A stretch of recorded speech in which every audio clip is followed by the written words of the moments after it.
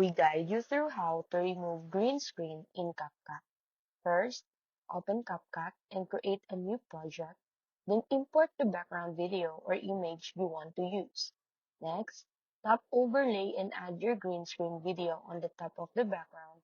Select the green screen clip on the timeline, scroll through the editing options and tap Chroma Key. Use the color picker and tap on the green background in your video. Once the green color is selected, increase the intensity until the green screen completely disappears. If you still see green edges around your subject, adjust the shadow option to clean up the remaining areas and make the cutout look more natural. After that, review your video to make sure everything looks smoothly and properly blended with the new background.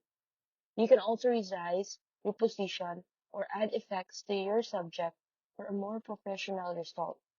Once satisfied with the final look, tap Export in the top right corner, choose your preferred resolution and frame rate, and save the video to your device.